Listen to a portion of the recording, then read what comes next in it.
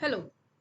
आज हम लोग एक ऐसे टॉपिक को डिस्कस कर लेते हैं जो कि इंटरनेशनल लॉ में आता है। और इस टॉपिक का नाम है एसाइलम।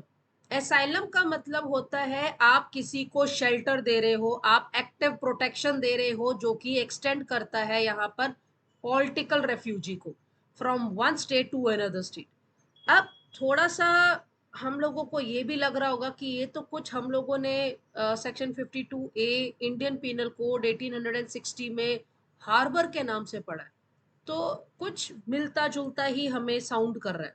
लेकिन यहाँ पर डिफरेंस क्या है? पॉलिटिकल रेफ्यूजी ये एसाइलम में आता है, यानी कि किसी को शेल्टर देना, पनाह देना।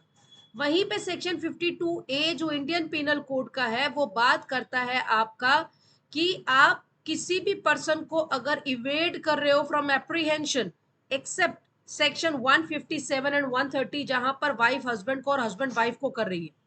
हार्बर के डेफिनेशन में यहाँ पर इंक्लूड कर जाता है कोई भी arms, ammunition, food, shelter, water or anything whatsoever help you are giving to that person।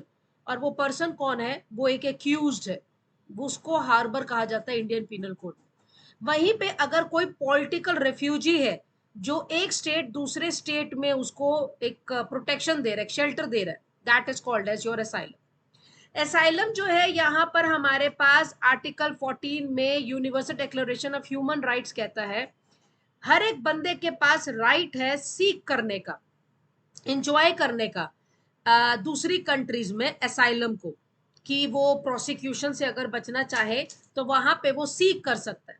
लेकिन ये जो डिक्लेरेशन है, ये राइट आपको सिंपली रिकॉग्नाइज कर रहा है, ये आपको ग्रांट राइट नहीं कर रहा है कि आपको लेना ही लेना है या आपको देना ही देना है, ऐसी बात नहीं करता है। सिर्फ ये कहता है कि अगर कोई भी पॉलिटिकल रेफ्यूजी है, अगर वो असाइलम सीख करना चाहता है, आर्टिकल 14 यूनिवर्सल डिक्लेरेशन के अंदर वो सीख कर सकता है।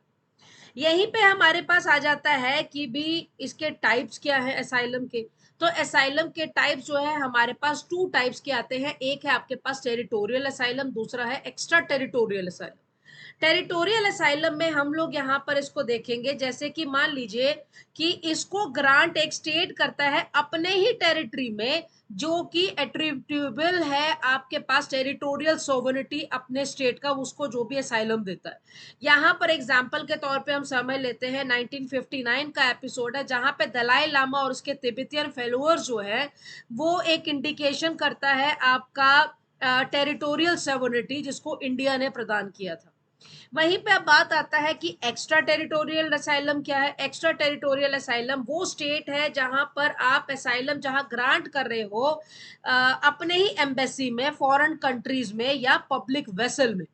अब बात आती है कि एक्स्ट्रा टेरिटोरियल को आप क्लासिफाई कैसे करेंगे। तो असाइलम फॉरेन लिगेशन में किया जाता है, असाइलम काउंसलर प्रेमाइसिस में किया जाता है, असाइलम जो है प्रेमाइसिस ऑफ इंटरनेशनल इंस्टीट्यूशन में किया जाता है, असाइलम वॉरशिप में किया जाता है, एंड लास्टली असाइलम जो है वो मर्चेंट वेसल में किया जाता है।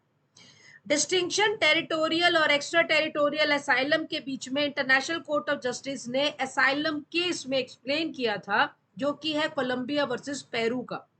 यहाँ पर international court of justice report आई 1950 में, जहां पर कोर्ट ने ये कहा कि अगर एक्स्ट्राडिशन है, टेरिटोरियल असाइलम है, और अगर कोई भी रेफ्यूजी अपने ही स्टेट में रेफ्यूज है, तो वो आपका टेरिटोरियल असाइलम हो जाता है। Thanks for watching.